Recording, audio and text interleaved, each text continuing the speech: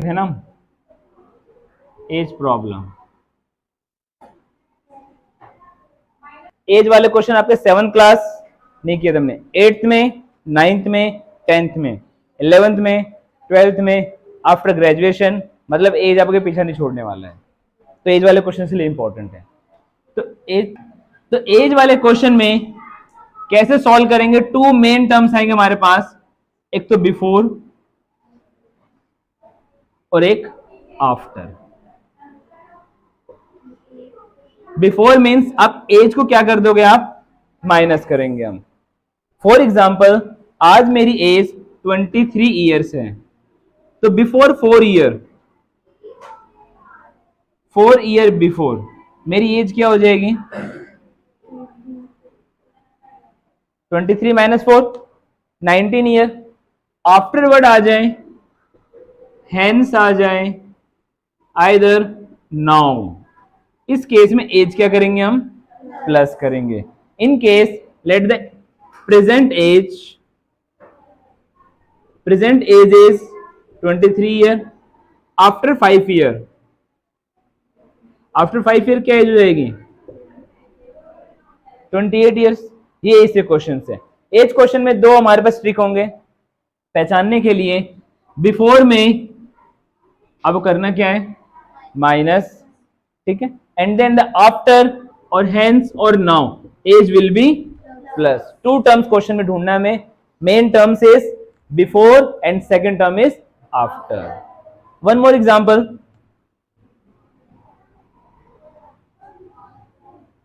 Today is my age is 27 years old, ठीक है, और मेरा एक बेबी है 3 ईयर्स का, है नहीं बट मान लेते हैं। तो अब मुझे बताओ 3 साल पहले, बिफोर, ये बिफोर 2 ईयर, 2 ईयर मेरी एज क्या होगी? 25 ईयर। तो क्या बेबी की एज कम होगी कि नहीं होगी?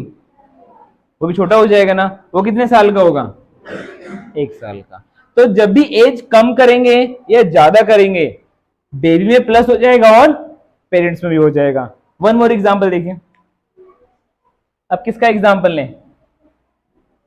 किसका एग्जाम्पल लें? क्लास में से नहीं किसी का? चलो लेट करते हैं कि एक जो है पर्सन है राधा। किसी का नाम तो नहीं है ना क्लास में राधा? पता चले भैया ने मेरा एग्जाम्पल लिया तो मेरे को राधा बना दिया। अब राधा जो है, राधा की today present age is 19 years, 19 years age है। आफ्टर 10 ईयर, कितने ईयर के बाद?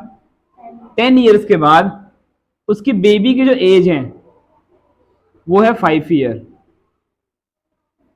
बेबी का एज क्या हो गया? 5 ईयर। दैट मीन्स अगर बेबी आज 5 साल का है तो राधा की जो 5 साल के बाद एज क्या हो जाएगी? 24 ईयर। जब इसका बेबी हुआ होगा, बेबी 10 ईयर्स आ रहा है, तो कुछ एज से रिलेटेड क्वेश्चन आएंगे। कुछ आया समझ में? अब इस क्वेश्चन लिखते हैं तब ज्यादा समझ में आएगा। अरे वाला नोट नहीं किया ना, यहाँ वाला वर्ड भूल गया मैं। क्या क्या वर्ड चेक करना है आपको? आफ्टर, हेंस और नाउ। इसमें एज क्या करते हैं? प्लस करते हैं। करो note.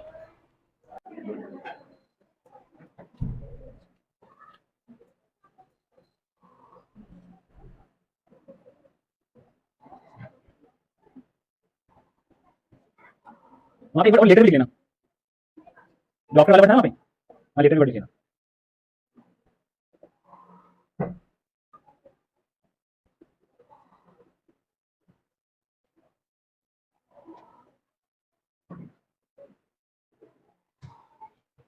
Age of Rahul and Ravi in what ratio?